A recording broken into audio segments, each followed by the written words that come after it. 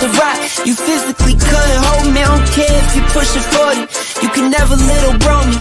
Euro step like Ginobili, from young OG to the OG. From nosebleeds to floor seats, circle stronger than Cuban links. My gold dance, your gold plated. You verse me, now that's a reach. We ready? Who ready? Good evening, everyone. Welcome to another edition of the One-on-One Sports Show here on the Black Man Unfiltered Network. I'm Mr. Bennett. My man, Coach, is in the back, and then we got our two boys from Texas. They'll be along shortly.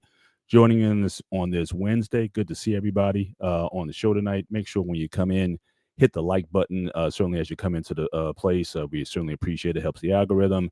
As you see scrolling at the bottom of the screen, you can certainly give a Snapchat or a Super Chat.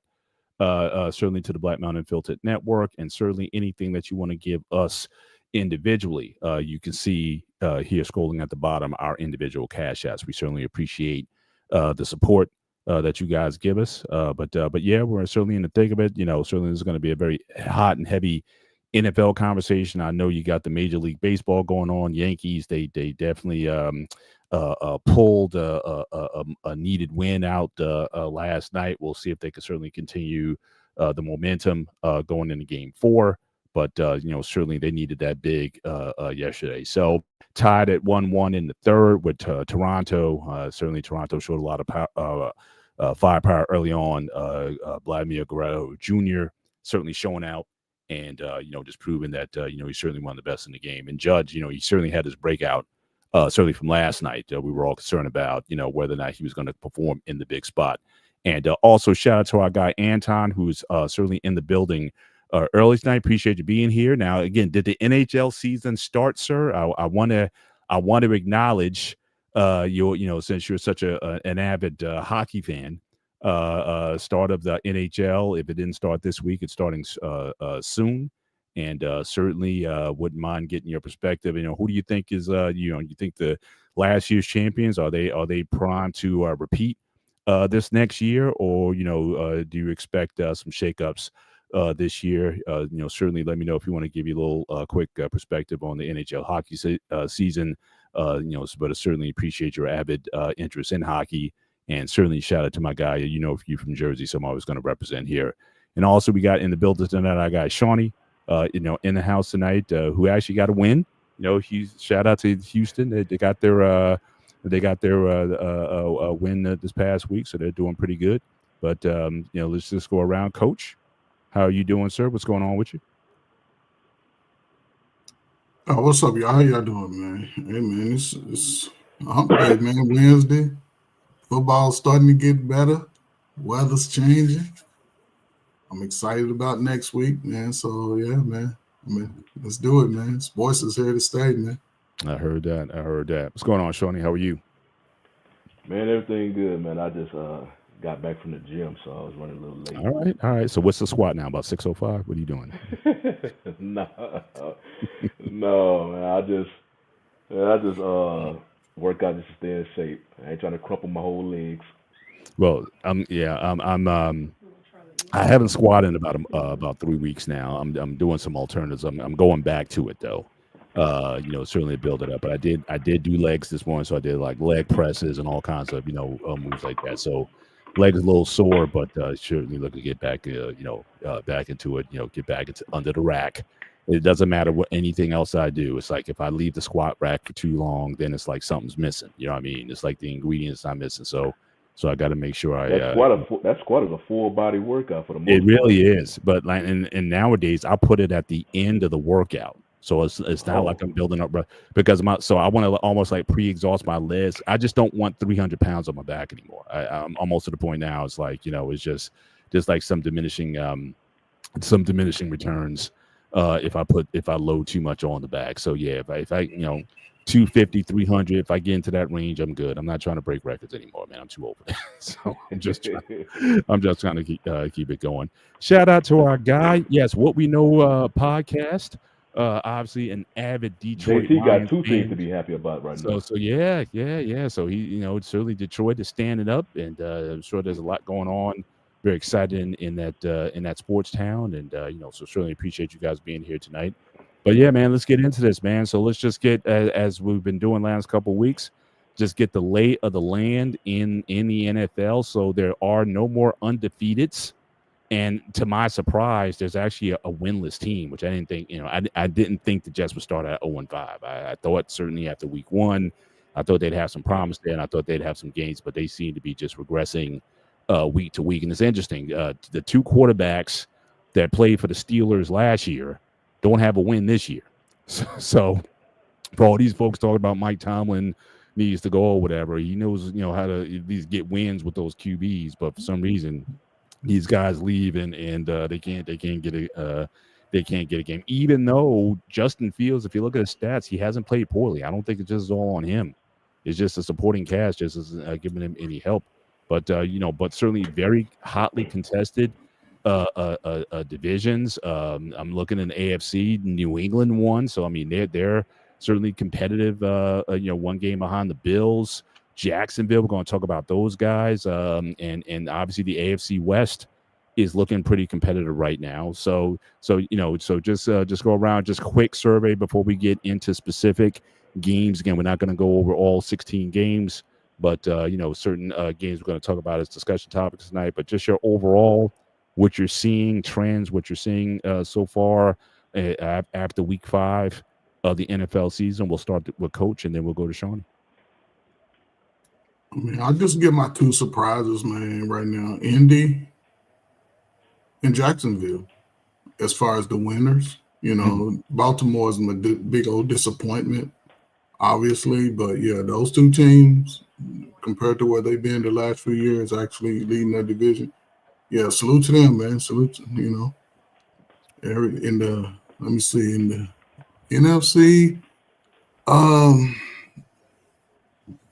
yeah,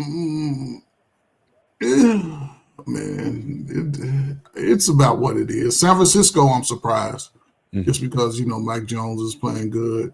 The Cardinals seem to do the same thing every year, just start strong and just fade immediately. It's like once the weather get into October, it's like they can't keep it together for some reason. They just play. It's like they play to lose. Yeah. Instead of playing to win.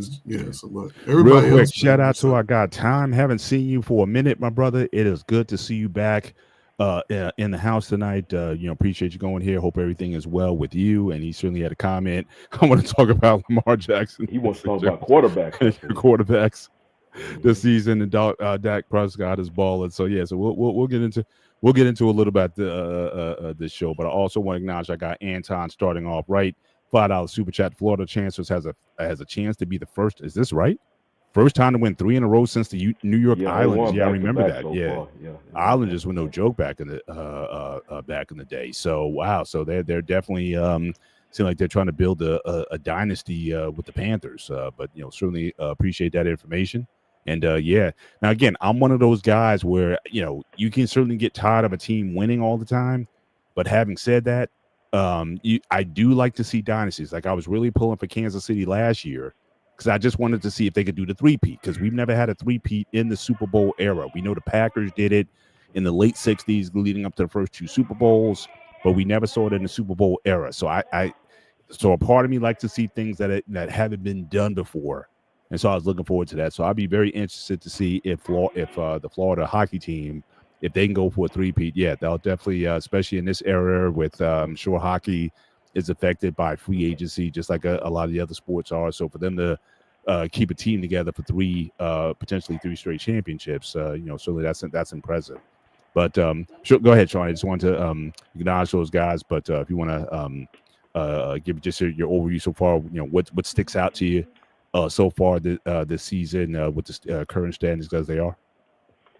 Yeah, I agree with Coach. Indy and Jacksonville are definitely surprises of the AFC. I'm not surprised Buffalo lost to New England, division rival. So, they play each other twice a year, so they're going to know you very well. Mm-hmm. Houston, yeah, we got 2 wins in a row. Not really putting that much stakes on them. One was versus Tennessee, who literally stole a win from Arizona. And And like I was mentioning last week when they played against Baltimore, that defense is down there in the dumps with Dallas. So was a surprise. The offense. I mean, Houston's offense. I guess they got the wake up they needed because it was terrible before that game. Over on the NFC side, we'll talk about Philly later. It's something about that team. Not surprised at Tampa Bay. They just a sneaky team. I mean, Mayfield, he definitely turned the corner from his Cleveland days. And sometimes we're probably seeing the same thing right now with Daniel Jones and that Indy. Many times when you get drafted, you go to a bad team and they're bad for a reason. They don't really have a good idea of how to develop quarterbacks. But then also you go to another team, change the scenery, coaches who are more invested in the players. Yeah, they both. Right now it's just Daniel Jones' first season. You brought your drinking? But with Mayfield and Tampa Bay, he did the same thing last year. Yeah. So yeah, those my division or my conference, I guess, surprises. For me, I'll just start in the West, man. I got to say San Francisco. I mean, obviously Purdy's been out, and we're going to talk about Mac Jones and what they're able to do. I remember last week nobody was picking them to beat the Rams. They thought that was basically a layup, and so they're hanging tough at 4-1. So that's definitely certainly a big surprise there. I think the team that's scared me a little bit. I'm very impressed with the win that Washington had over the Chargers, who is supposed to be, certainly a rising team and whatnot. So again, if they're going to have their issues, Washington a game behind and whatnot. So it's looking like the NFC East is going to get very competitive. Dallas, at least offensively. Now again, defensively, not sure. Defensively, as Got Tom was saying, Dak playing very well at the position. And so, definitely we can, we'll see if, but it seems like that's going to be hot. I don't think there's going to be any runaways there because Philly, I think they'll find opportunities to win, but they're not looking dominant doing it. And, early the Steelers, they certainly have an opportunity to pick up some ground. The next two games are against AFC North opponents, and again, that division is not doing very well at all. And just given the fact that New England beat Buffalo and we beat New England, so if the season ended today, we'd be at least a 2 seed in the division with Indianapolis. So again, we'll see how that goes. But Kansas City struggling. So again, we'll get into some of those. Tops as well. But yeah, man, let's get into some of the key games that's out.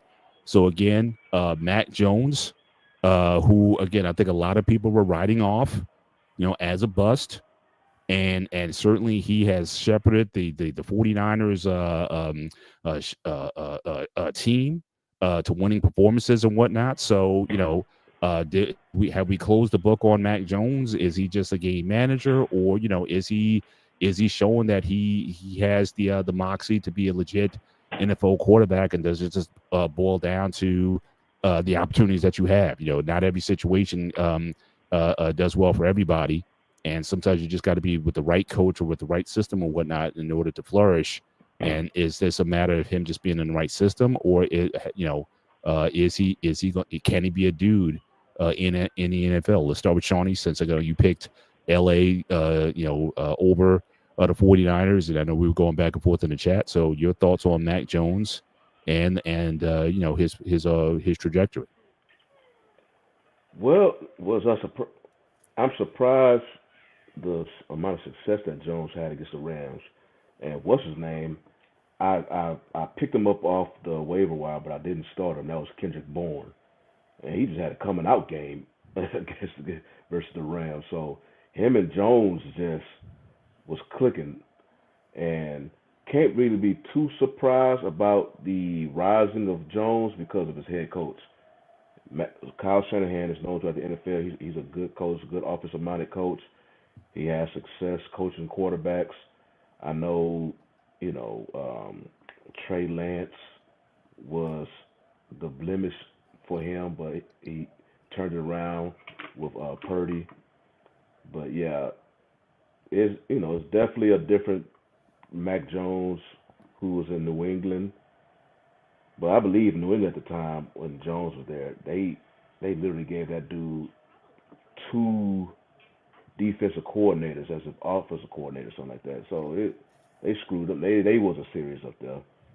But coming to 49ers, he definitely had time to learn under Shanahan. I still relatively high on the Rams. Again, that's a divisional game, that NFC West, and they've always been cannibalizing each other. They even as bad as the Cardinals were playing when they play against them, they play better. So that NFC West, they only one that I can't really say that just really cannibalize each other for the most part is probably the AFC North. If they're a bottom team, they don't really. Sometimes they do, but generally the top teams usually win those games. The NFC West, NFC East,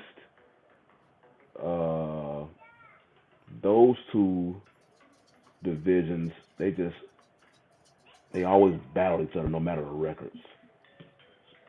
So yeah, I'm kind of surprised about Mac Jones, his performance versus the Rams, but I can't be too surprised because of his head coach. Mm-hmm. Gotcha.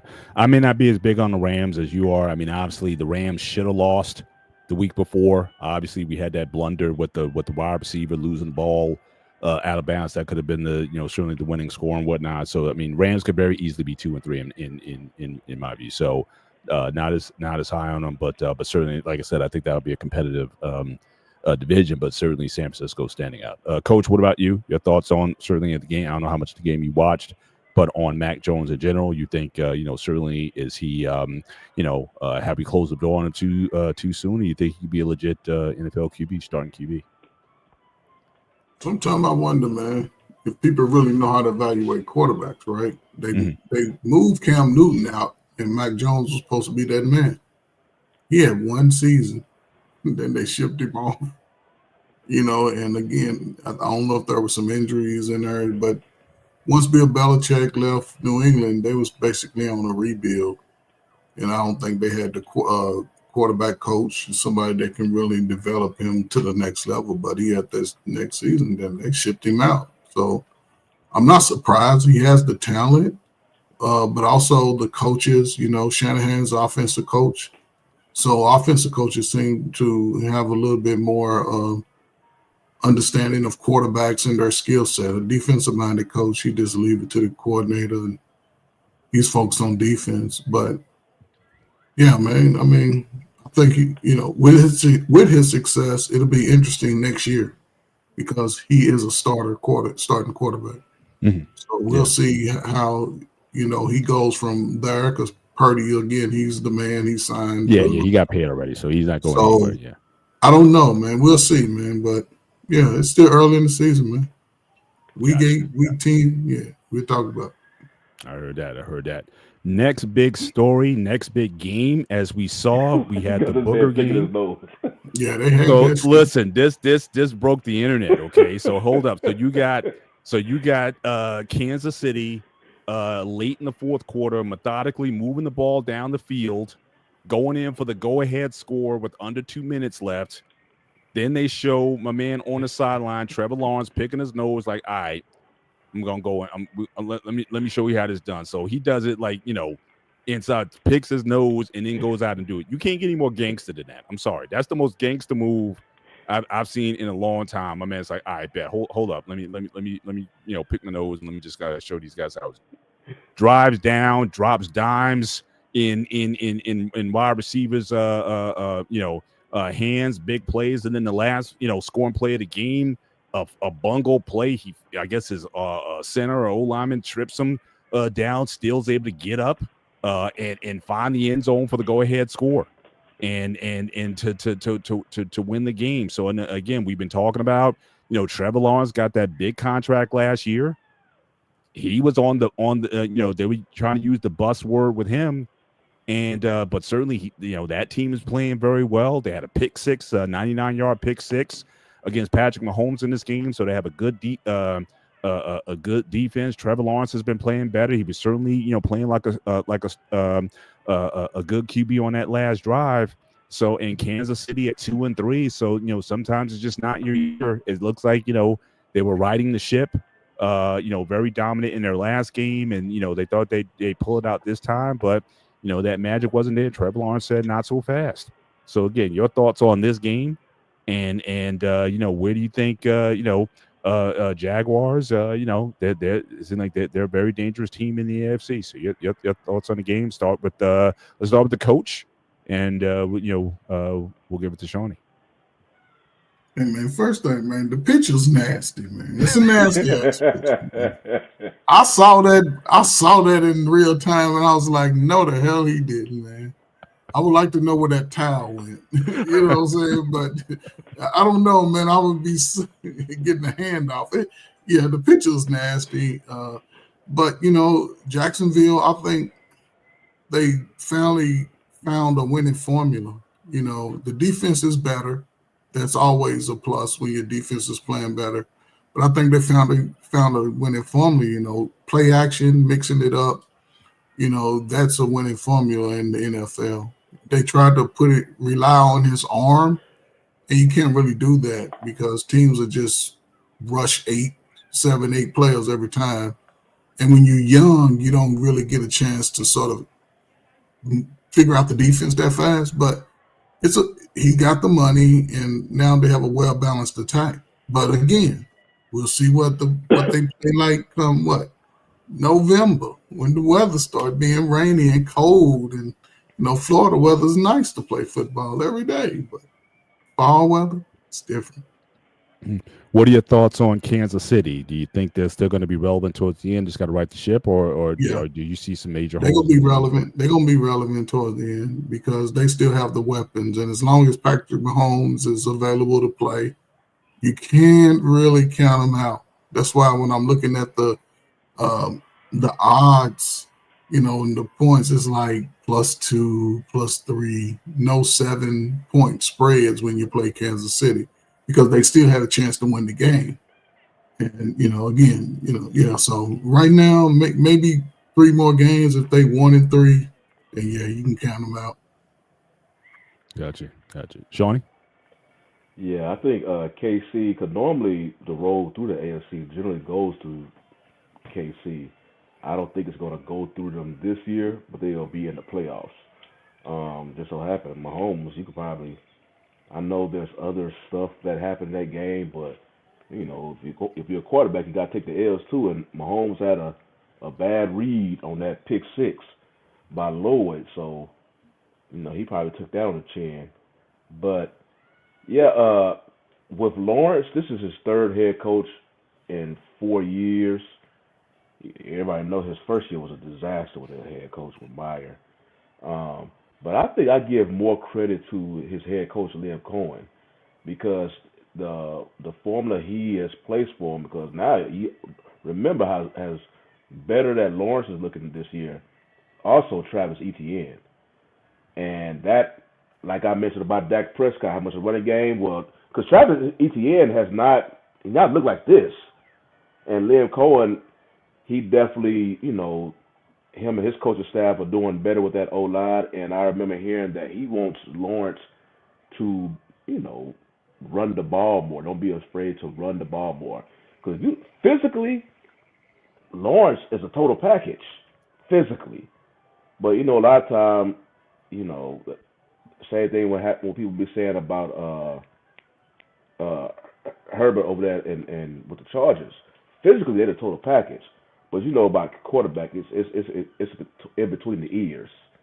And I don't know, Lawrence, like I mentioned, he had all these different head coaches, but he looks like he had one with now Cohen, who would be able to have some staying power with Jacksonville, because you can't keep changing coaches and thinking your QB gonna have success. That's just a formula for failure. So Right. Hopefully Liam Cohen will have some stand power with Jacksonville. Defense definitely improved. I want to play as a Texas fan. I definitely want to play them again. I believe Texas had a chance to win that game, but it was a play that literally just, cost them that game. But yeah, it's definitely good to see Jacksonville on the come up. I don't think anybody had the AFC South having 2 4-game winners. Cause AFC, you always think about KC and Baltimore, and I don't know, the rest of the conference is a toss up. But now you got the 4-1 teams all reside in the AFC South. Absolutely. Shout out to our guy Dante in the building tonight. Always good to have you on, sir. Certainly feeling pretty good with the Cowboys' victory over the Jets on Sunday, although a little bit of controversy, which we may get into later in the show. But good to have you on. So again, we talked about obviously the some may call this an upset. Or surely Jacksonville over Kansas City. So again, your thoughts on the game, or we also talked about the 49ers win over the Rams. So if you have any commentary on that you want to give before we get into the next topic, your thoughts on any one of those games you want to take on. What's going on, fellas? Sorry, I don't got my normal setup tonight. My update, the update on my MacBook just couldn't work. I was trying to set it up, and I was like, it literally had no problems with it and didn't until today. But I'll start with Mac Jones, man. Hats off to Mac Jones, another guy you're going to add to the quarterback rehab list of the McVay Shanahan tree.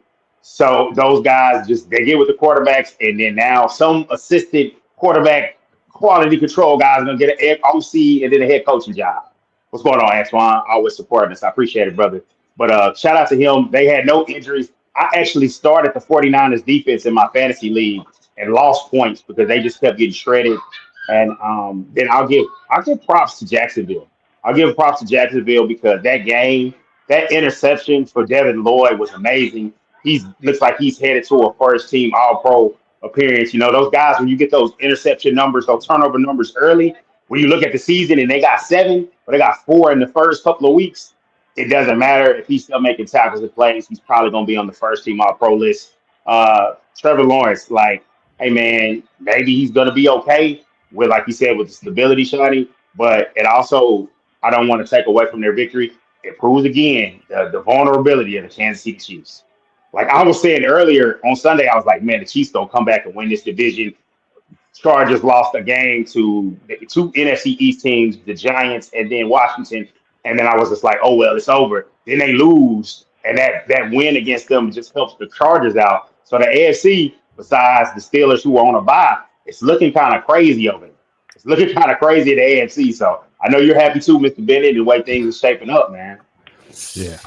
Although they're gonna have me worried that if they win this Sunday, it'll be like a field goal win or whatever.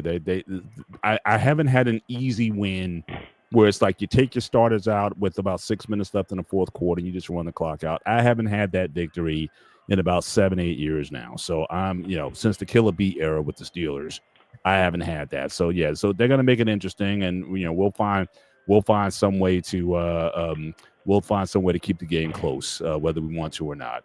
Shout out to my man Hink in the building. Yes, sir. The Bears showing some promise. The Bears are 2-2 in that division. Certainly a couple games out from Detroit, and so we'll see if your guy can turn it around. Now, again, you were trashing your quarterback a few weeks ago, so again, give him his flowers while he's still competing for a few guys. But I want to move on, obviously, to I guess the main theme for this week. Certainly you had another incident. We were just talking about this last week. We had another incident where, again, guy, you got to break away to the end zone, and rather than just crossing the line, you kind of ease up a bit. Now, the other guy last week, I almost gave that guy a little bit of grace because I think the ball just came out. I mean, I don't think he was celebrating too early, but he just switch hands before. Yeah, he didn't secure the ball before he got in. This was he just eased up and just thought that he had it, and and obviously they were up 22-6, I believe, at the time, and this would have certainly iced the game. But he lets up on replay. He release the ball before it crossed the play. It was very close. It was like, they say football is a game of inches, and it might have been an inch that he let it go a little bit too early. And, certainly it winds up costing the game. Titans get their first win of the year. And but the what's worse than that was the incident that happened certainly after the play was over. There was an incident on the sidelines. Let me see if I can bring this up just so we can see this. But there was an incident that happened on the sideline. So obviously with the coach, let me know if you guys can see this with the coach. Yeah. So he comes over there and basically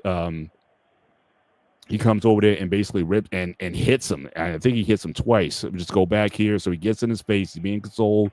I think he hits him once right there. Still chewing him out, and then hits him again, certainly on the way out. Certainly, pretty controversial incident there. Now, look, me and Coach, we go back old school NFL, right?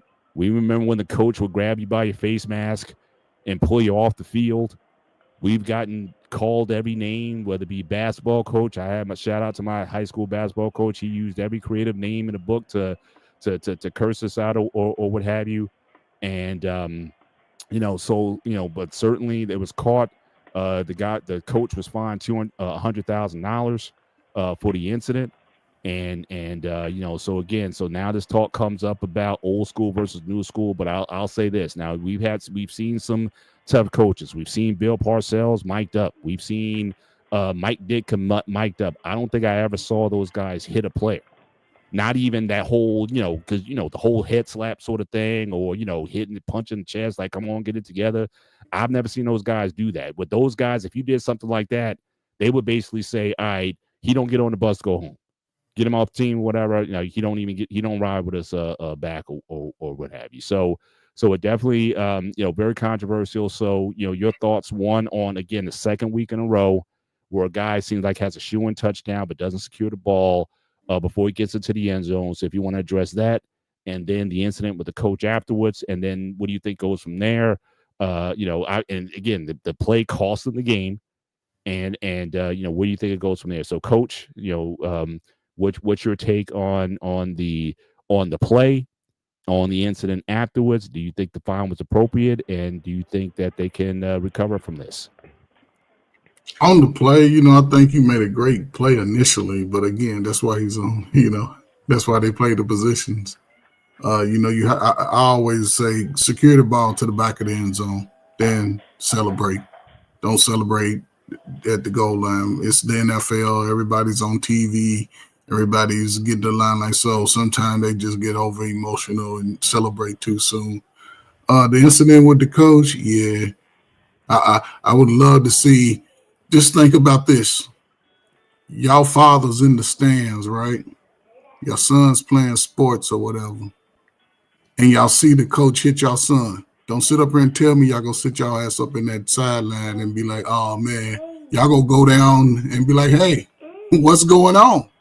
So the fact that he did it, again, coaches are emotional, you know what I'm saying? But I don't think in that moment, I wouldn't have put my hands, but we would have had a conversation.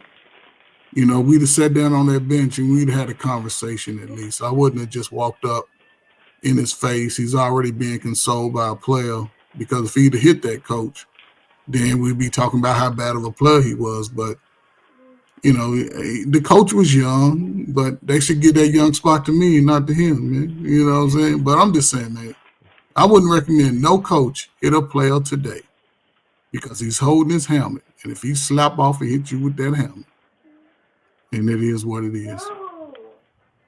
So, and he's not going to say nothing. He's a player.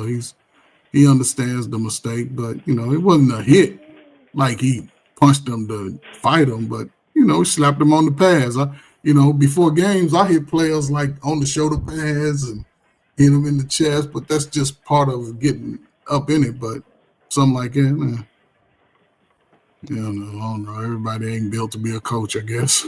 So, Shawnee, your thoughts on it? Yeah, I was. I thought it was kind of blown out of proportion when I first seen the video you just saw, but then because I understand old school coaches whatnot and how they were back then, but it is a different time. They wouldn't hit you. Different time right now. I thought DeMarcado, he handled it well. Even at post game, he just accepted all the work. I mean, what else can you say? I mean, you the backup running back. You coming in there, you doing stuff like this. That can be stuff that can ultimately get you cut. I believe Gannon is under a lot of pressure. That you saw the frustration on him. Not an excuse for him, but you saw the frustration on him.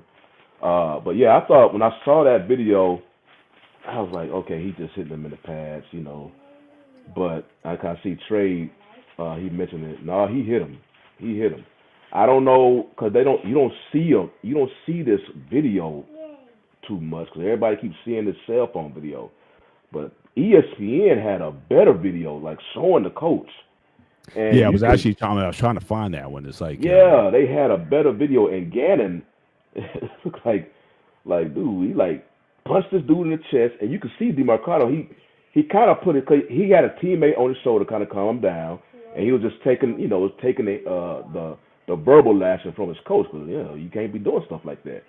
But after Gannon hit him the first time, you see DeMarcado kind of put his hands up, kind of like, okay, coach, get on out of my face. That's enough. That's enough. But he still wasn't getting mad. You just kind of see him kind of, okay, coach, that's enough. And then when Gannon kind of was walking off, that second hit, it almost looked like a closed fist, dead to the, almost like a gut punch. The way he did it, of course, he hit him in the pads, but it almost like a gut punch. But DeMarcado, he's a running back. He could easily take it. But I was like, okay, you did strike this man. Like I was like I said, that video, it's a better picture of what's the cell phone have, but you can't really. I don't know where ESPN got it from, but they had it. But man, I was like, you could clearly see. I'm like, okay, coach, you kind of going a little bit too far. And like I say, DeMarcado, he took it well. As far as he was more. I know the outside is talking about the hit by a coach and his anger at that moment. DeMarcado talking about the fumble, or the premature letting the ball go, because it was literally that play that could have iced the game. Then all hell broke loose after that play. It would allow, because it was some other crazy plays that happened after that premature fumble that allowed Tennessee to win the game. But yeah, like I say, at first when I saw that video that you shared, I was like, okay, maybe he just kind of, open hand slapped to the front part of the chest. But then when I saw that other camera angle, and you could clearly see Coach hitting him the first time, and DeMarcado like put his hands up, like kind of, okay, Coach, that's enough, just kind of waving them on. And then as he was walking off, they just gut punched like to the sternum of his shoulder pads. I was like, oh damn, man, you doing a little bit too much. But then again, I guess he was so bad because if you're a football player, the one thing they put in you is it's you before the team to come before you. So when you make a mistake, especially a costly mistake, you take it hard because you feel like you're letting down your team. So DeMarcado was just already feeling bad for what he did. And I guess that was a perfect time for Gannon to do what he did, because any other time, he would have been like, hey, man, don't put your hands on me. But he was feeling so down at that moment. But yeah, that second video, you can clearly see Gannon punching him in the sternum. And, it was definitely. And then he came out the next day, he apologized, but. Yeah, like I said, I thought it was overreaction that first video, but once I saw that second one, you can clearly see that man striking that dude. And I was like, okay, you going a little bit too far now, Coach.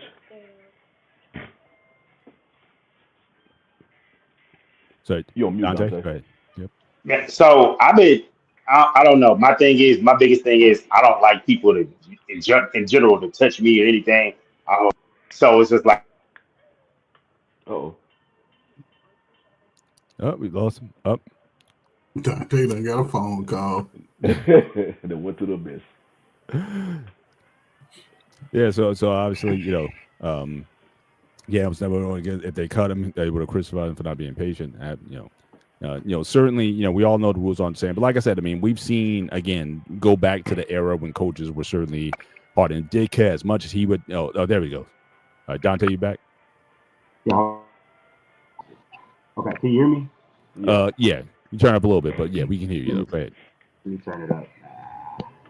So basically, you got to keep your hands to yourself as a coach. And maybe in the older era, you could do that. But like in today's era, it's plus these are men. So if he would have came back and put his hands on him, it would have been even worse. He had to fumble and he does that. That's probably why he didn't do anything. But that's just keep your hands to yourself. Trey, what you saying? It's like it wasn't that bad. Would you let somebody put your hands on you? I know you said you'd rather him hit you than cut you. Don't put your hands on me. Don't put your hands on me. I might not have gone as far as slap him because I know, hey, cameras here. I'm on national. I'm on regional. At least I'm on television. I'm not going to do that. But I'm going to show a sign of, hey, that's unacceptable.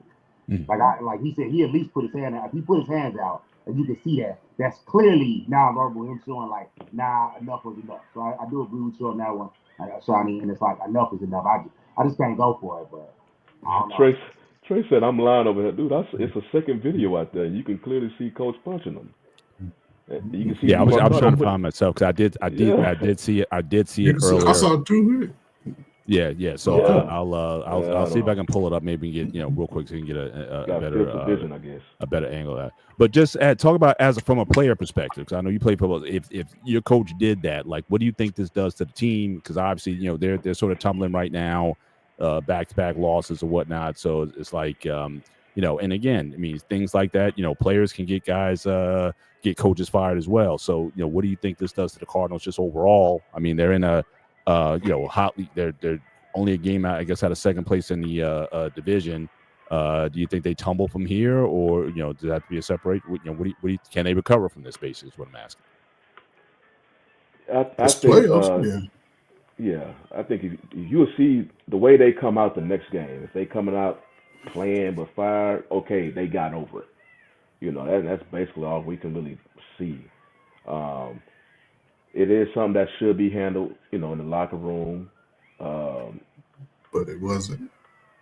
It wasn't. Yeah. It wasn't. Well, I think it wasn't. I'm talking about as far as coach apologizing and all that stuff after, the incident happened. In the locker room. I know he came out to the public and apologized. Yeah, he needed that. But the majority, he say he apologized to Democado and the team as a whole that very next morning meeting. So, like I said, we won't really know until they play and they That's come too out. late. That's too late. They lost the game. They went into the locker room. You apologize on the spot.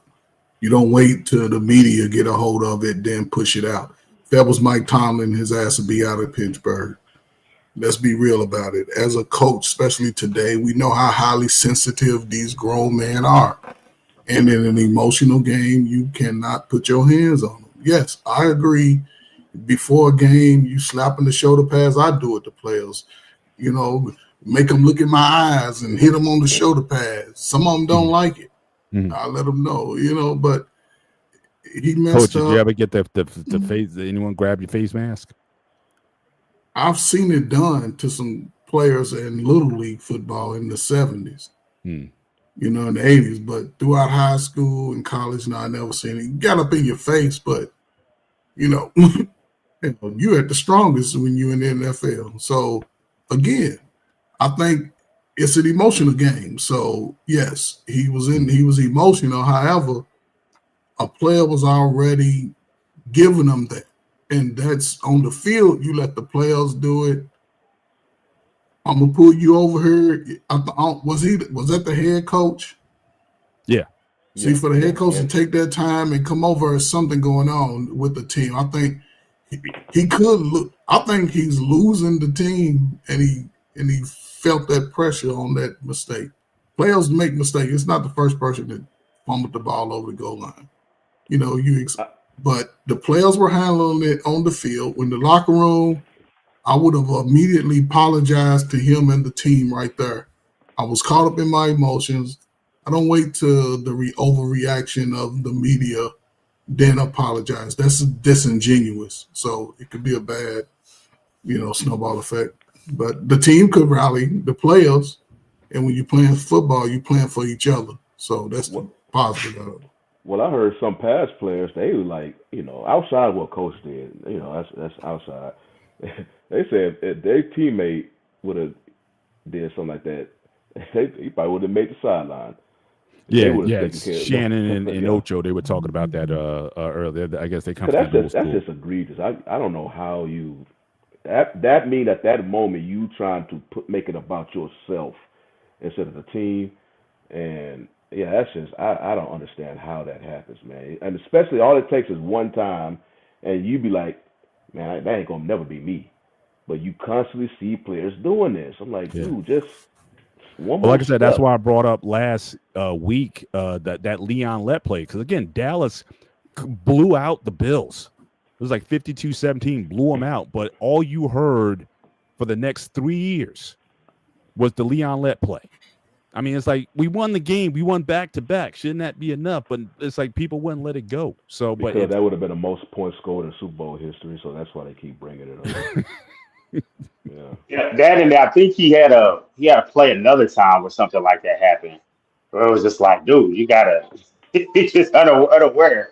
But I don't know how guys keep doing. To me, I know obviously it's a different era, but I was at the game where Deshaun Jackson did that at Texas Stadium. It was the last Monday night game at Texas Stadium, and I remember that. So I don't know how, if it happens in an era, how do you let that happen in your era? But yet it happened last week. So how do you let it happen? It happened just last week, and I can understand it if it's one of those deals where, like, who is it that, you're reaching over the goal line like Trevor Lawrence was, and it happens. Okay, you reach it to make a play, but you're opening. There's no chance of nothing happening. You gotta, even if you switching arms, just hold the ball in your arm, tuck it, maybe double protect it, do whatever you need to do to make sure that it breaks that plane. But that's inexcusable. Yeah. Yep. But let's move on certainly to the next big block here. So you had the Eagles, again, lost their first game of the year. Again, similar script to last week. Last week they were able to pull it out. This week they couldn't overcome Denver, certainly losing the game. And again, but similar thing, Jalen Hurts not necessarily as effective in the second half. You also had a meeting with Jalen Hurts and A.J. Brown, Saquon Barkley. They had a kind of private meeting to hash things out because obviously, certainly A.J. Brown, he's not happy with the level of production. Certainly Saquon is certainly not going to, not breaking the 2,000 yard or getting close to 2,000 yards like he did last year. So the offense has certainly been struggling. They were, certainly gutting games out. And I think now, certainly, and I said earlier, Trey, you weren't here earlier, I don't think, but, Washington looked very good against I keep calling them San Diego, but against LA Chargers. So again, they're only a game behind. So this could be a very competitive division to get, especially if the Eagles offense is going to continue to struggle, this year. So again, certainly for those who were down on Jalen Hurts, certainly you have fodder this week, certainly to talk about his, him not necessarily, especially in the second half, not stepping up the way they need to. But is this something? Is this a sign of things to come? Are the Eagles, certainly leaking? I mean, just like Kansas City, they're getting off to a rough start. Eagles, they've been able to eke out wins, but is this a sign? Or is this similar to what we saw a couple years ago? And again, if you're going to have this internal friction in the team, can they recover from it? So let's start with Coach and go down. What is the state of the Eagles at this time? I mean, out of all the 4-1s, they may have the shakiest 4-1 at this point. I think they're Super Bowl champions, man, and they still know, they were 4-0, and they still are always in the game. That's one thing I appreciate about those particular players, from Brown, Barkley, Hurts, and what's his name? The other receiver. They're always in the game. I think having a meeting is good for them, especially at this point in the season. I think they're going to be okay. It has to be in some underlying between Brown and Hurts because it seemed like a lot of passes to Brown were off, but everybody else seems to get them right where they like them. So it'd be interesting to see how it plays out. But overall, I think they're going to be good as a team. Their defense is too solid. The offense, they'll pick it up. But yeah, Super Bowl champions. Everybody plays good. Like I think Trey said, yeah, everybody plays good when you play the champions, and you're gonna have to play them 60 minutes. So I don't see no problem with it. Mm-hmm. Go ahead, Shawnee. Go ahead. My thing about the Eagles is, well, you got to remember this is their offensive coordinator, Kevin Patullo. This is his first year as a coordinator, as a play caller. And you can see it because previous weeks, his receivers, you heard reports of receivers kind of moping about not getting the ball. And then he tried to, give them the ball, but then that came at a sacrifice. Cause I don't think Saquon Barkley had that much carries this past game. So he's trying. Yeah, I don't think has he run for 50 yards. I don't even think he's run for 50 yards the whole year so far. Yeah, he's trying to satisfy kind of the individual, his skilled players instead of just calling the play game, based on the team per se. Don't let them they'll get over it. The thing I noticed about the Eagles though, because Eagles have been a good team for past 3 or 4 seasons, but there's always reports about them disgruntled with each other. Somebody's mad about not getting enough targets or something. Like winning just don't satisfy them. It's like, why y'all just? There's plenty of, and you have a great team. You got offensive weapons, you have defensive weapons, you got you can legit make Super Bowl runs every season if y'all, put it together. But you always hearing like mumbles from within the team about somebody is not happy with something. So obviously just the wins are just not enough for that squad. But with a brand new offensive coordinator, and I may be seeing the same thing over there in Houston as well, they trying to satisfy their individual players, but it's coming at the cost of the other. Because as they was running the ball with Barkley, but it's still not really getting it going as of yet. Receivers were complaining that they're not getting the ball. Also, you see them starting to throw the ball a whole lot more versus Denver, and that you taking Barkley out the game. So just you make a game plan.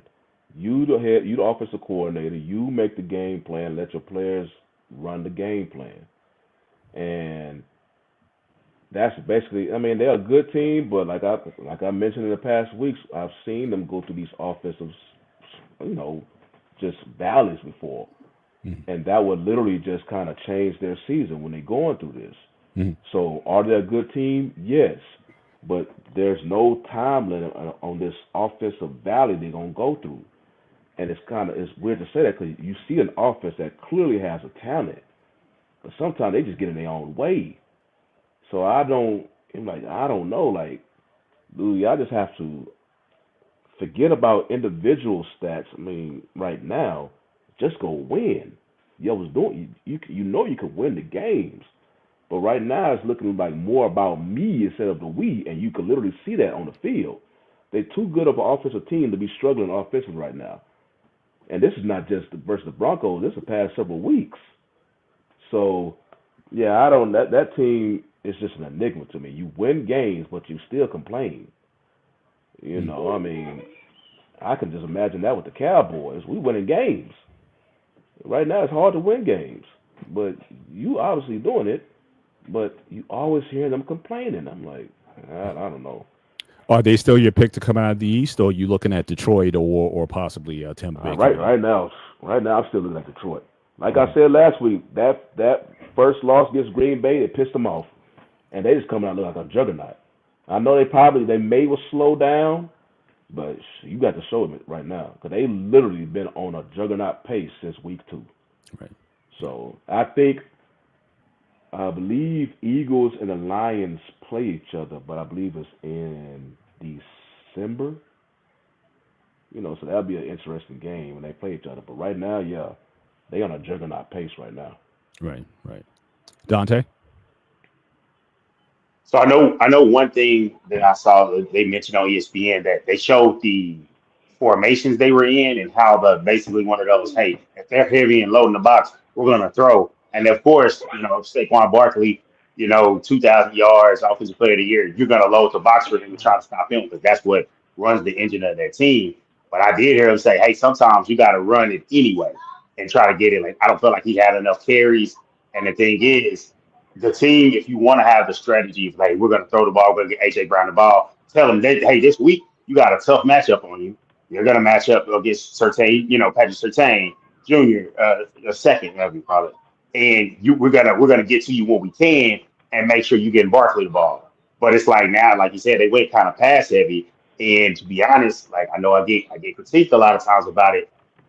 If you look at sometimes when you look at it, Hurts struggles against certain looks defensively to throw the balls in certain places. And you see, he's more of a, hey, we're going to dig it up. I'm going to check the check. But he'll hit the occasional deep ball, but consistently going in intermediate, he doesn't always have success with that. And you show that when it comes to that, and when teams make them come from behind and make him pass and take away the threat of the run, it struggles a bit. So I think that they also, I know I saw Trey say, hey, they're going to be okay, but it's a thing that there's been steps to this where they got to this point. Like literally they blocked the field goal and won the game and, got down early against the Rams. And y'all were saying in the chat, hey, Hurts, hey, he came back when he needed to. But can he always do that? I don't think he's that type of quarterback. But they have to kind of get things together. I know they had a meeting. They gotta figure the offensive coordinator has to figure out, hey, we got to get AJ Brown the ball. That's our second best. That's our best player in the passing game and our second best offensive weapon overall. And then third is DeVonta Smith. They got to figure out how to get those guys the football. It seems like he's more comfortable getting DeVonta Smith to football, but AJ Brown not so much. So they've got to figure that out. And I know their style of play works better when they play more conservative, focus on the run. When they did it a few years ago and they said, Hurts, here's the keys, throw the ball. They had a lot of turnovers. And it was kind of like, hey, they scaled it back, more run, went to a Super Bowl, won a Super Bowl. So it's like that formula works. But when teams figure that out, how is the new offensive coordinator going to be able to figure that out? Nick Sirianni, he's got to step in and, he's ultimately going to take the blame for it. You know how fast Philly can turn on you. He got to go ahead and right this ship. Some of the shit will be righted when they play an easier schedule. They play more of a gauntlet to start. So he's going to, get it together against the lower quality of teams. And then when the schedule racks back up, you got to be ready. Really. So who's your pick to come out of the East? Are you leaning Eagles or you're leaning Detroit at this point? Or maybe Tampa? I'm saying, as far as the NFC, I'm still Detroit. I know they look rough week 1, but I saw that they still got that physical play and that bully ball. And one thing that's hurting the Eagles is Detroit. They switched around their line and they looked like they were okay. Lane Johnson isn't fully healthy, and then Tyler Steen isn't a physical guard like Mekhi Becton.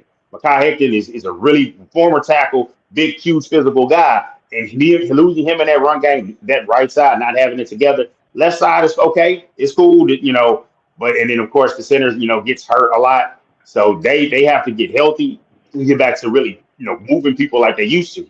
And like they did say, the left tackle, he said it before. Hey, you guys love the push rush. It's really effective, but doing it so much, it puts hell on their bodies going and doing that. And so I think early in the season, especially against good competition, they're a little bit worn down. I think eventually they'll get the run game going. But I want to see what it looks like when they're playing those type of really tough defenses.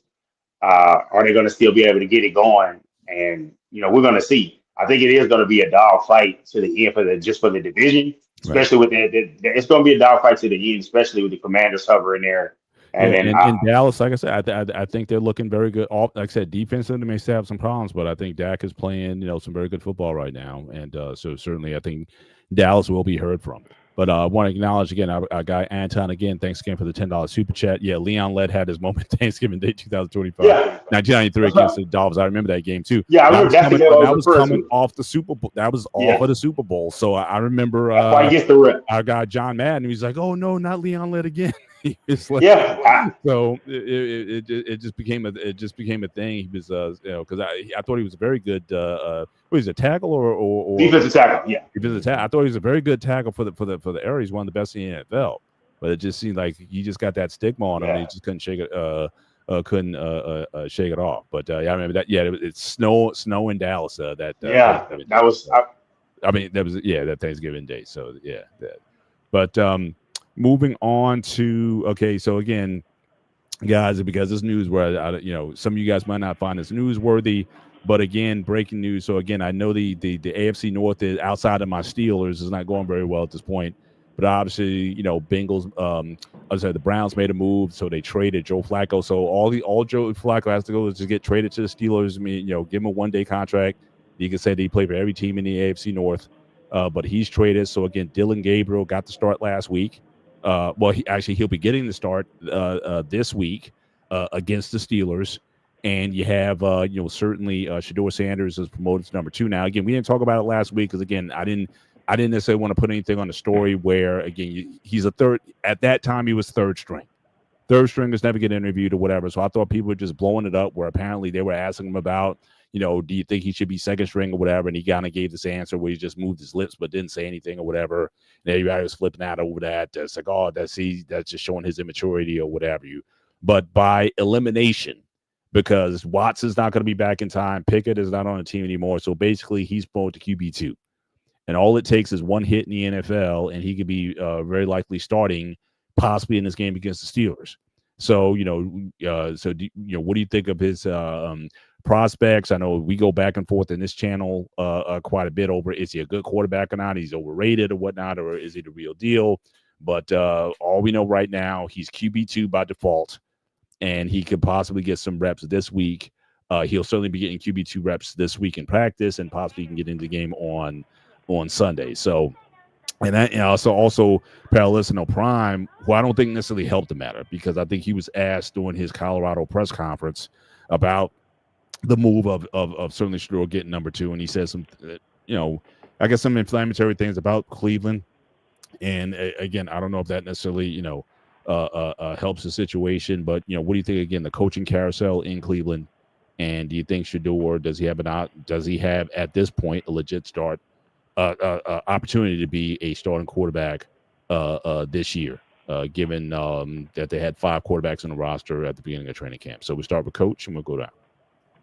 Man, the football gods are real, man. Football gods are real, man. You know what I'm saying? Hey, Flacco, I'm surprised that they moved him, but, it just goes to show that he was just a filler. It's a good opportunity for both young quarterbacks to prove, that they are worthy. It's early enough in the season. Gabriel, I think they're going to give him about a 5-game stint. If they go 0-5, Shedeur is on the rise. So it's going to be interesting. I saw the interview with Deion. He said he don't give a damn about the Cleveland Browns. He's worried about the Colorado Buffaloes. Now, if they take that as derogatory towards the team. And actually, I do need to give an update, and thanks. Shout out to Anton for bringing it out. He has been activated, Sean Watson. Now, again, I don't think he's going to be suited as number 2 this week, but they said that he will suit up for the Steelers game. When the trade happened, everyone's saying that most likely he wouldn't be activated, but it looks like Deshaun Watson may be available and potentially suit up for this game. But again, I don't know how what he's done in practice, if he's going to be ready to step in. But I just wanted to give that clarification, so you continue on with the commentary. I just wanted to call that out. And again, that's another plot twist. The fact that if he's the money man, he's the money man. So if he comes out to have a clean bill of health over the next few weeks, then I see him getting an opportunity to get back in there and start, just because they have rookies, especially if Gabriel doesn't win these next few games. Shedeur be back to 3rd. Again, it's just unfortunate, the position that the NFL, put him in. But again, you never know, man. You never know with football, man. You have to play the game. Gabriel gets hurt this week. Shador, he's in. He pulls out a win. It's hard to say, man. So, yeah, man. I'm surprised that they moved Joe Flacco, though. But Cincinnati needs a quarterback, and they're looking for a quarterback who they know is not going to require a long-term stay. He's maybe one season away from retiring. So, yeah, football guys are real, man. Shawnee, what's your thoughts on everything that's going on with the Browns now? Well, one, it was a rare interdivision trade with the Browns and the Bengals, because I don't think we've seen the interdivision trade since the Redskins and Eagles for McNabb, and then before that, I think it was Bledsoe. So that was rare in itself. I guess if I'm not surprised since Cincinnati made a trade, because they found out quick that Browning was just not going to be that dude for them at all, and so they just needed some type of jolt in the arm. They say, I heard that Flacco's a quick learner.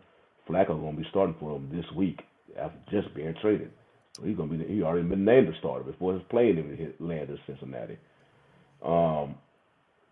As far as when it comes to Sanders, I still think they're going to keep an eye on Gabriel. They have to. Cleveland put themselves in this situation. It's kind of just a mess, really, their quarterback room. Having five QBs in the QB room. It was just a mess. And right now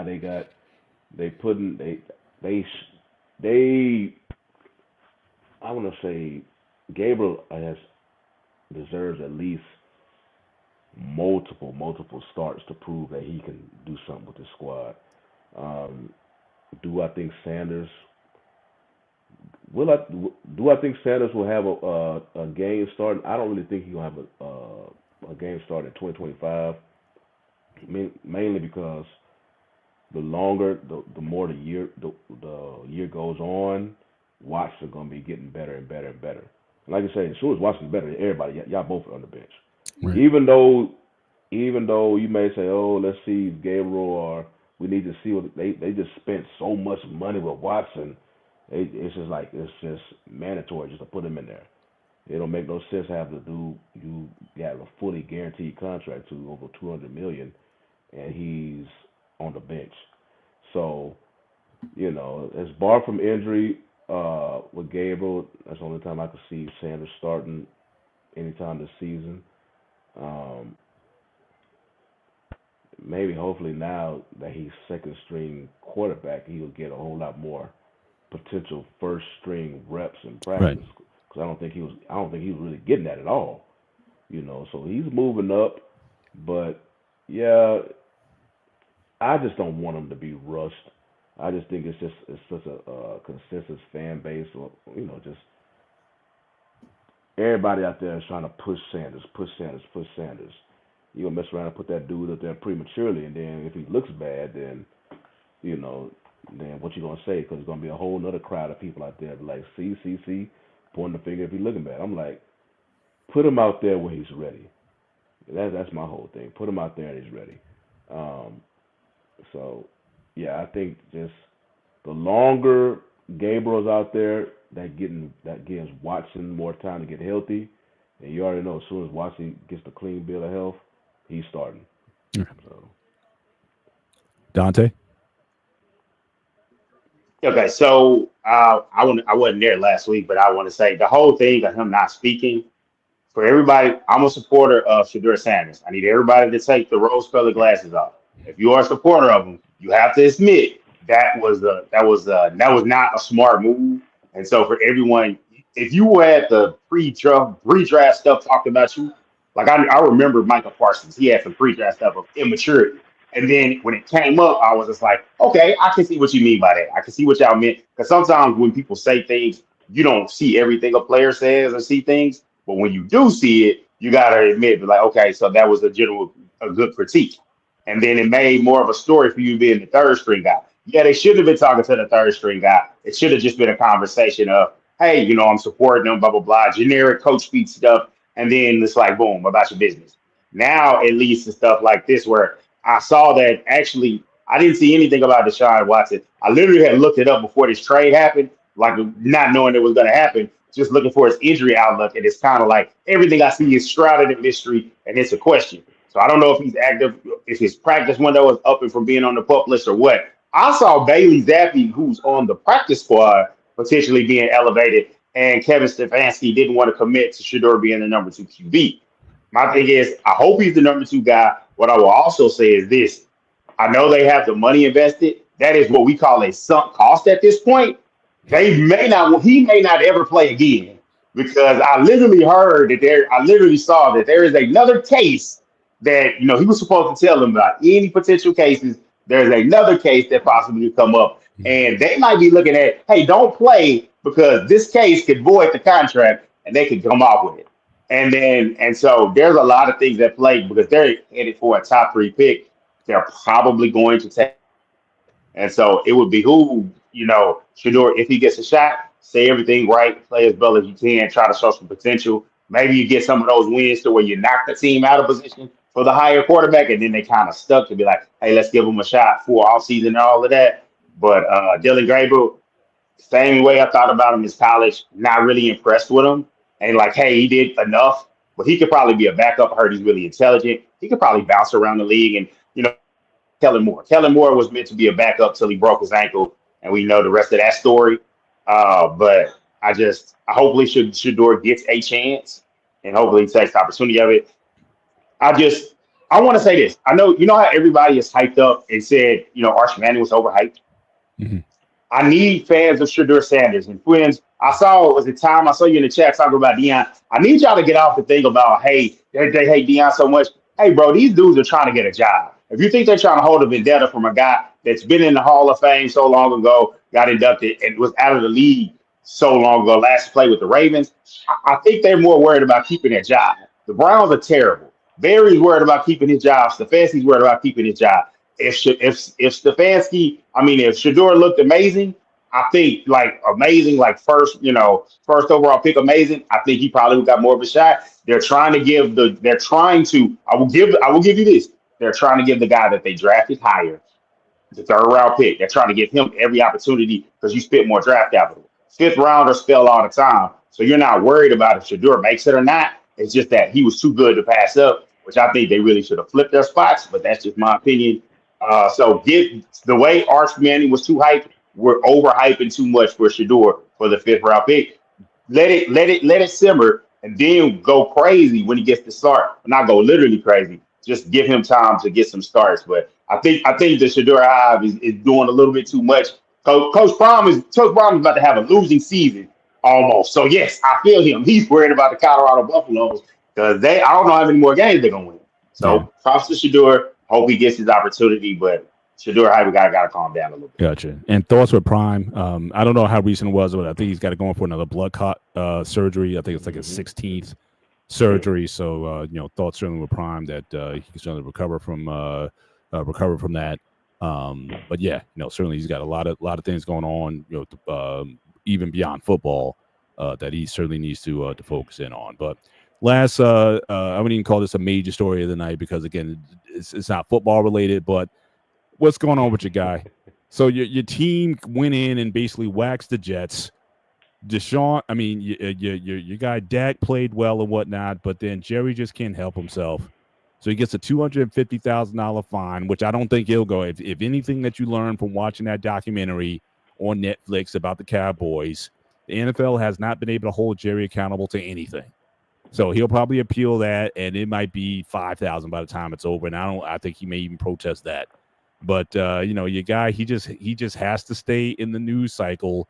You just it's not enough. You just go into someone's backyard and beat him pretty good. He just has to be part of the story, man. I don't get it. For this grandfather to still have this childish. We talk about players being childish. This owner is so fickle. with stuff going on. So I'll start with Dante first, Dante and Shawnee, since you're the Cowboy fans down here. But what come get your boy. I mean, what's going on? Why? What's the I want to ask him what's the purpose of it? And like it's to the point now I don't listen to his 2 time a weekly hit from the owner and general man. I don't listen to his hits on the spot. I literally that's my favorite station. I turn the station when he does because it's like I'm gonna hear about it anyway. I'm gonna hear about it on ESPN. But like seeing this is just like I brush it off like, come on, dude. Like it was no need for that. You're putting the shine on yourself. And it's just like, it's not the biggest thing, but it is the thing that's just like, why? Just why? He just can't help himself, man. You're right. He can't help himself. It's like, talk about me. It's like, why? Trey, shout out to Trey. He approves the message. I feel you on that. If it was somebody else, I see it as like, come on, man. Yeah, if it was one of the players, it's like, hey, say that for the Eagles, man. What do you beat up on the Jets for? Thank you. That's who. Like now, that I can 100% get behind. Save it for Philly because they're gonna do it, man. When they show up with that bus, it's unbelievable. Sean, your thoughts on the? Well, I had to. He spoke about this on his radio show, and I had it. I don't know why I didn't force you guys. So basically, the story is. This was not meant for Jets fans. It was he had Cowboys fans there where he was sitting at, and he was actually, they was excited, and that's why I was like, okay, Jerry, now your age is showing. This was not supposed to be two birds at Jets fans. He was saying, in the interview, he was saying like this is an accident. What was supposed to be? It was supposed to be 2 thumbs up. He said you put the wrong fingers. I was like, oh, Jerry, man. Now your age is you get too old, man. Now your brain is putting the wrong fingers out when you're supposed to be putting the thumbs. Now it's going to it sends signals down to the middle fingers. That's how he was saying. He was like, man, it was a complete accident. He was not meaning to flip the birds to the Jets fans. He was actually trying to pump up the Cowboys fans because they was excited. They was all pumping up. One thing I know he does this in Cowboy Stadium. I guess apparently he does this in other stadiums if he can. Jerry tends to sit closer to the fan base. So Cowboys fans they travel. So they were sitting right there as well, and then as the game going and the Cowboys were doing well in that particular game, they was getting excited, pointing up to Jerry, and Jerry trying to, he wanted to give him the thumbs up, but for some reason his brain sent signals to the middle finger instead of the thumbs, and he putting the middle fingers up, and that's what people thought he was going at Jets. But according to his interview he had with the 105.3 The Fan down here. He was like, no, that was not my intentions. It was a mistake. It was just, I just accidentally put the wrong finger up. I was like, oh, hell, Jerry. Now if it could be a mistake. The thing about it, if it was another person, you probably say, man, no, you meant to do that. But you got to remember, Jerry, early 80s? He's up there. So I'm like, man, maybe it was a mistake, man. I guess you're just really showing your age right now. Mm. Coach, are you buying it? It's an age thing.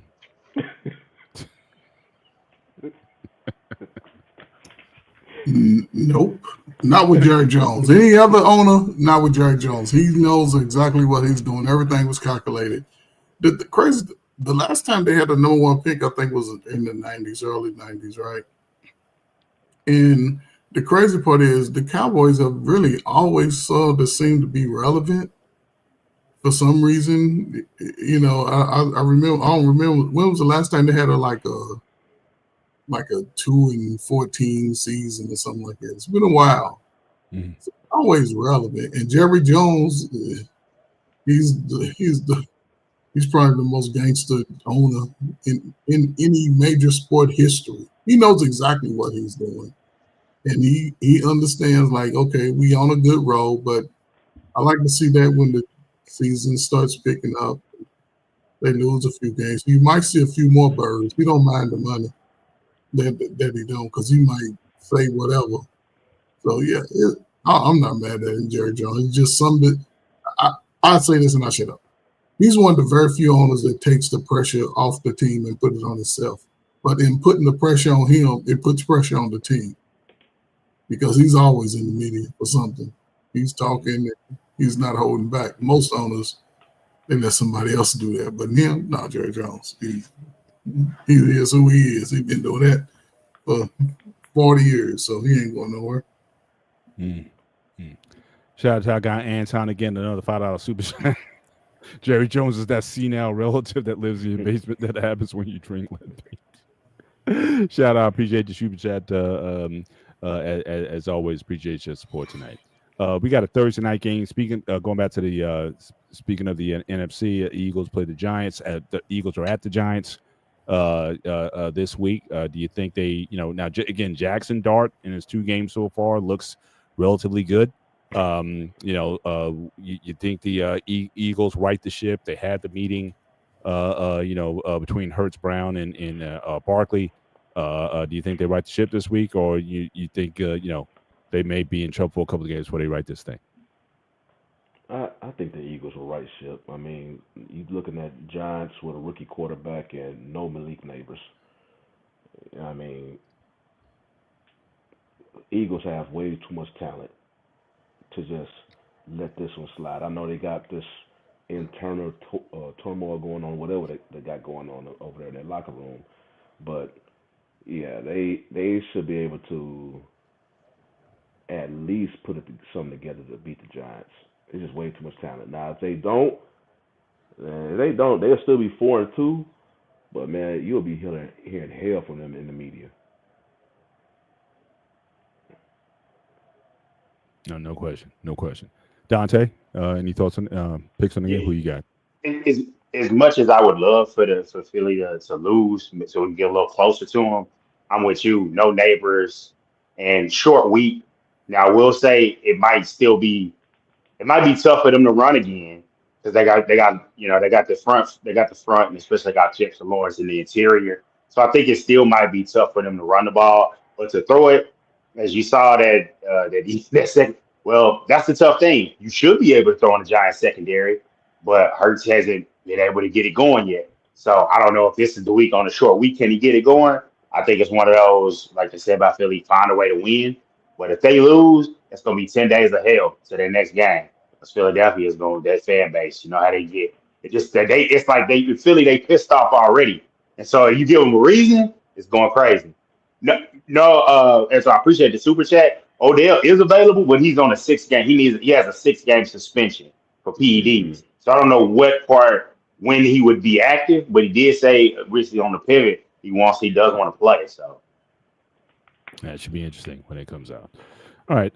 Last story of the night. I'm going to keep it relatively short tonight. So again, you guys might have a little bit more familiarity with this, but I did see this was breaking earlier in the week. So you had this story with this player, Kyron Lacy, for LSU, and apparently he was being framed for the wrongful death of an individual. But certainly once the videos and everything came out, that I guess he's been cleared of all charges.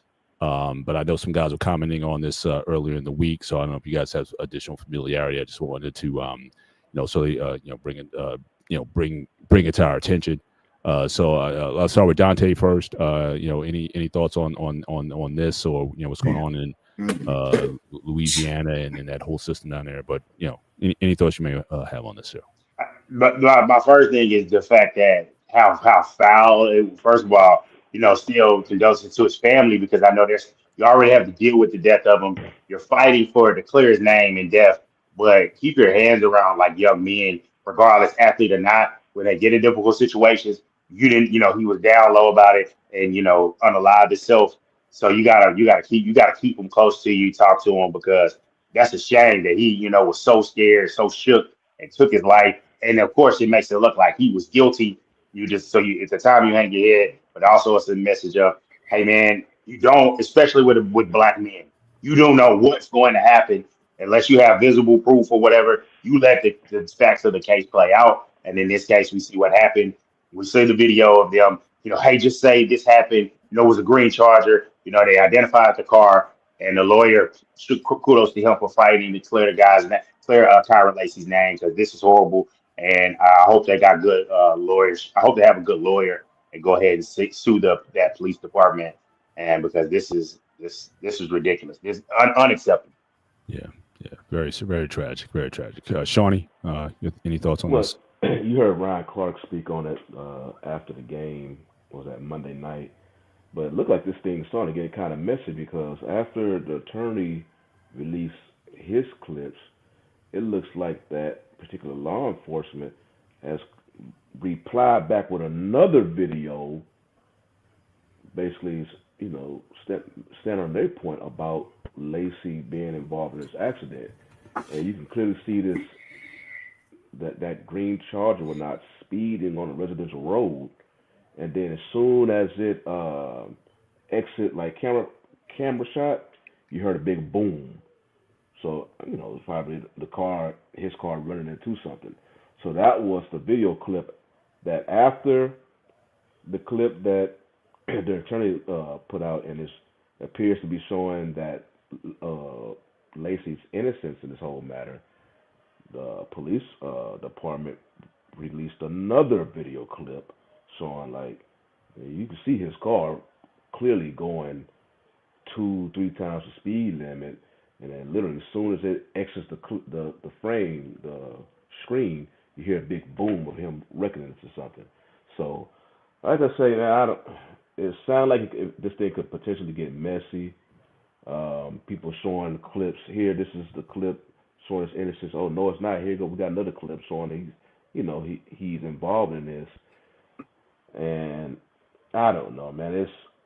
I could just imagine how his family going through it. So you have your son who maybe potentially right now, I don't even know, potentially was involved in an accident. It looked like the cops at the time was putting the blame on him, whatnot. He felt some type of way, put him in a dark place. End up, we know the story about with Lacey. And then all of a sudden, so the family got to go through that. You just suddenly lost a son. And then it comes out that it looks like that he was potentially innocent. So now you it looks like your son has been framed. So you feeling now it's anger now. And then now that same police department now putting up another video trying to reinforce their point. So it's just, it's like everybody trying to prove. And unfortunately, I think the family is the one severely doing the up and down their emotions of going through this. So, I know you ultimately want the truth to come out. I just hate that now it's look like, okay, we just going to throw it out to the general public and, court of public opinion, video after video after video. And that's just going to ignite a fireball. It's just nothing really good comes with that. Yeah. Don, I'm sorry, Dante, you spoke, right? Yeah. Okay. All right. So, Coach, your thoughts on this story? Man, it's just unfortunate. Man, it took his life, and when people take their lives, that it raises eyebrows. If you're innocent, you fight it. But he's in the South, so it's unfortunate. He's a young guy. Cameras everywhere now. That's why I don't recommend getting no fast car. If you have an adrenaline rush, and accidents happen, then you are in this situation. If you got any of your kids gonna play sports or just go to college, you have to talk to them about driving fast, driving under the influence. Teach them safety, because now this man's gone. His family will never get him back. An opportunity lost. Now you got which appears to be some foul play. So it's no winners in this at all. And if there is, the family will get a couple $1 million. But it's still the loss of a young man's future. So yeah, I don't know, man. Nobody's gonna make themselves look good or bad at this point. So if you got kids, man, just talk to them about driving safety, man. Just because he can afford a Hellcat don't mean his ass get a Hellcat. But again, it's just a bad accident. It's an unfortunate incident. The guy took his own life. That's what sort of raises my eyebrow. Like, why you take your own life? Yeah. Things still had to play itself out. So, yeah, it's just unfortunate, man. Yeah, very sad, very sad. We're going to wind down the show.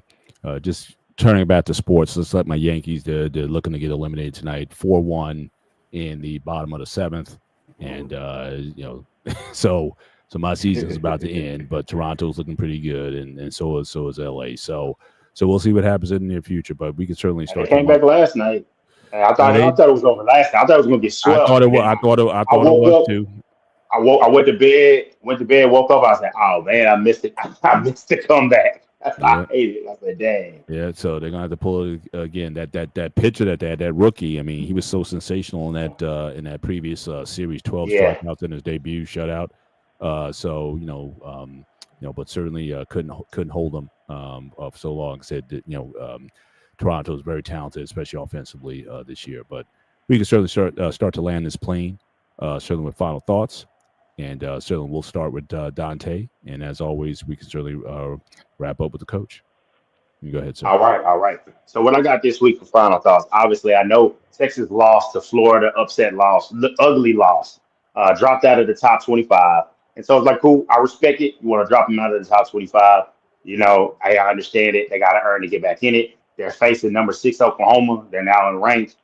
They are favored. John Mateer, the quarterback, broke a bone in his hand. It was a big controversy, a fan side. Some fans said they saw him at a Chipotle. He said he was going to play against Texas. The timeline for it, if he plays, that was 17 days post-surgery. It's probably too fast to come back, just from what you read from actual doctors and what they say. But even if he were to play, I don't think he'll be 100%. I got Texas winning. I know people are down on Arch. He showed some toughness that he didn't just lay down and fight. Offensive line play like shit. I hate to be blunt like that, but they were. He missed some throws. He didn't play great either. Defense played like nothing. So I'm hoping they come. I think that the season's on the line. They come out and win this game. They have the season in front of them. But I still don't like the outlook of when they go to Georgia. That's going to be a tough one. So that's where the season may end there. But I do got Texas winning this week and then getting another victory in the Red River Shootout. Gotcha. Shawnee? Yeah, my thoughts is I'm gonna go to the Cowboys. Hold on real quick to let you go. You said horns down, Texas not back. These are just 2 semifinal playoff appearances. So I'm not saying they were back in the same, but we are back in the status of, hey man, we ain't no scrubs like we were with Charlie Strong. Just putting it out there. Yeah, they could have had almost 2 titles on them. But yeah, I'll just give props to how the Cowboys just looking. I know the offense is looking. I got to give much prop to Schottenheimer because he has that offense looking nice. And considering that they lost their main weapon versus the Jets, they was down 4 offensive linemen. Dak is getting a good timing with receivers. Ryan Flournoy. All of a sudden, you have Ferguson look like a touchdown every game. All of a sudden, right now. So they looking good on offense. Defense, they looking slightly better. I'm just saying slightly better. It may be the team. I can't even say it's a team they win again because they look terrible against teams they were supposed to beat, aka the Bears at the time. But they looking slightly better. I don't know. They still last in the NFL in defense. So, I think Diggs is starting to get a little bit more healthier. So they're able to put him on man more. Because that zone was the main thing that was killing them. But now they put it on man. They can you see some type of improvement. But, yeah, I'm not saying they're going to do anything this year because I really don't know that defense is that bad. They got this game versus Carolina coming off Rico Dotto. He coming off a 200-yard performance, so they've been talking, but I think they'll be able to do something versus Carolina, but I don't know. They still remains to be seen. But just give them a shout out. They've been playing better, so I just keep it at that. I heard that. Just real quick, just want to highlight the possible game of the week coming up. San Francisco and Tampa Bay, 2 4-1 teams going at it. I think I'm gonna roll with Tampa Bay. I think certainly Baker Mayfield is playing very good offensively. But again, it'll be a test. I mean, if Mac Jones win this game, then he's going to draw some attention to some teams that could certainly use a quarterback next year. Because, like I said, Purdy is certainly not not going anywhere soon. But soon as the 425 matchup, San Francisco at the Buccaneers.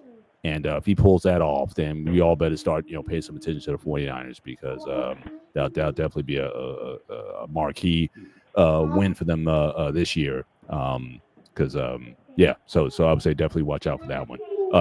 Just real quick, how you guys feeling about that game coming up? Who you got?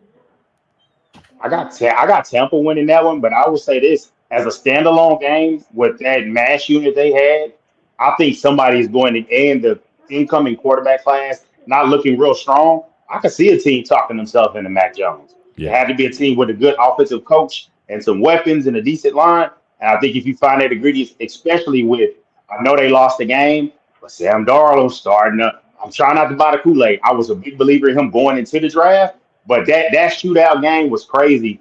To be honest, Shawnee, I think that shootout game showed me that some other teams have some defenses that are a little bit shaky in the NFC, and it could kind of be wide open besides Detroit. I would say that's probably the second game because Seattle, they go to Jacksonville.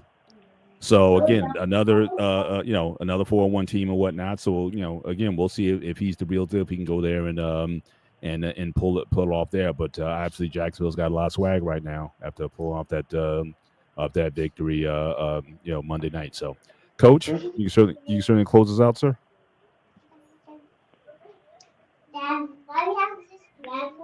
Man, it's another good week of football coming up, man. So all you fans, just be fans.